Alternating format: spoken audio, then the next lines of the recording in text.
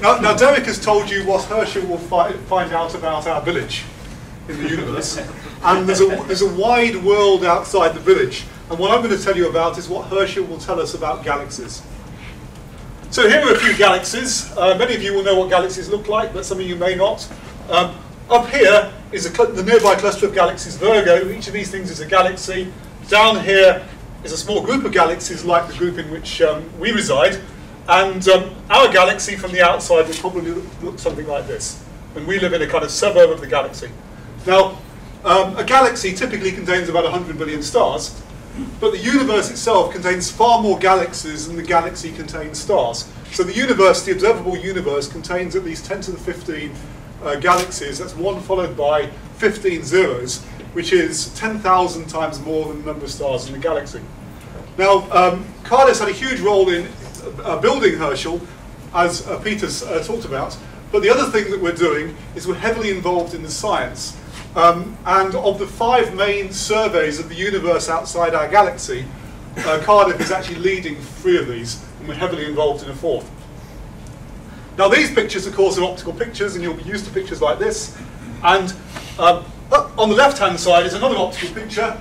This is a picture of an edge-on galaxy, and the dark band along the middle is dust, the kind of dust that Derek described.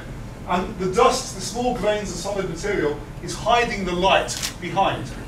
Now, this is the optical picture of this galaxy, and this is a far-infrared picture of the same galaxy. And you can see that suddenly the dust lane is filled in because we're now seeing emission from the dust. And that's essentially what far-infrared astronomy does. Both in looking at regions of star formation and looking in galaxies, you kind of track down the missing energy, the energy that's actually hidden from optical telescopes like Hubble.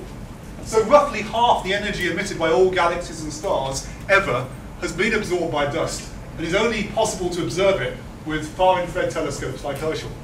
Now the other reason that dust is important, and many of us are very passionate about dust, is that dust contains half the heavy elements in the interstellar medium, so the heavy elements that make up our bodies, that make up our planet. And so by studying the dust, that tells us something about the evolution of those elements. Now, we've had the Cardiff Astronomy Group has had a big involvement in submillimeter astronomy really since its beginning. And submillimeter astronomy is a much younger discipline than optical astronomy. We only got the first submillimeter camera 10 years ago in 1997, and that was a camera called Scuba, which was built by a team that was led by Walter over there. And Scuba was a ground-based instrument, and it operated through an atmospheric window right on the edge of the far-infrared waveband. Now, this picture here is the kind of critical picture that tells you why Herschel is so important, and why Herschel is as important as the Hubble Space Telescope. On the left-hand side, many of you will recognize this picture. This is the Hubble Deep Field, which is the deepest optical picture that's ever been taken of the universe. And it's a beautiful picture. On every astronomer's wall, contains about 1,000 galaxies. On the right-hand side is the Scuba image of the same field. And it's much less pretty. There's only 4 or 5 objects in it. But it contains a new truth about the universe that is only visible when you go into the far-infrared. This bright submillimeter far-infrared source here, if you go to the place on the HST picture, there's nothing there at all, even on this incredibly deep optical picture. And these galaxies are things that are so hidden by dust that you can't see them, even in these incredibly deep optical pictures. And these galaxies are things that we didn't know about until we had submillimeter cameras. And they're objects in the early universe. We're seeing them billions of years in the past. That are so hidden by dust, you can't see them. And they're almost certainly the ancestors of present-day elliptical galaxies. So anyway, on to Herschel. As I said, we're leading several projects. And the first of our projects is a fairly straightforward one. We're essentially going to take images of 300 nearby galaxies. So here are a couple of the optical pictures of the galaxies in our sample. Big spiral galaxy, a big elliptical galaxy. And what this survey will do is it will detect the 90% of dust that was missed by previous far-infrared telescopes. And especially, it will allow us to look at the dust in elliptical galaxies, which is something that no one knows anything about. The next survey is actually a survey of the same cluster of galaxies that I showed in the first picture, This is the Virgo cluster of galaxies. It's a small part of the Virgo cluster, which actually contains about 1,000 galaxies.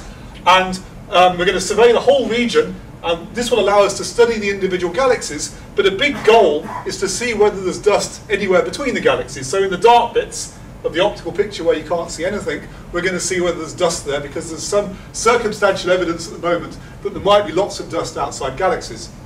Now, before I get on to the third survey, I just want to remind people, or tell people that don't know this, that when we look out in space, we're looking back in time. These galaxies are really close to us.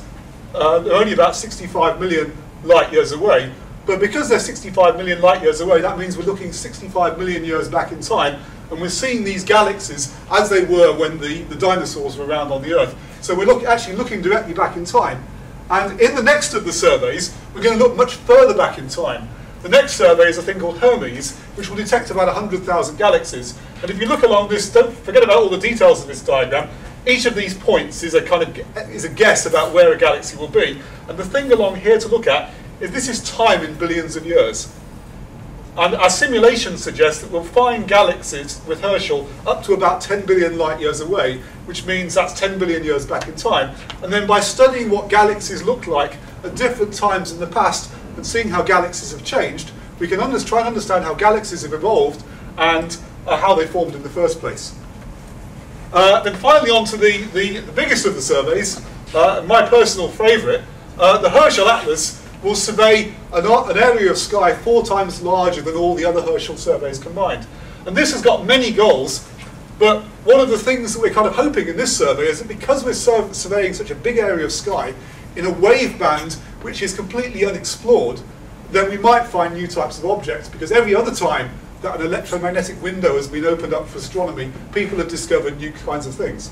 So I'll stop at that point and give you the summary, and I'll pass on to Phil, who's going to take us even further back in time.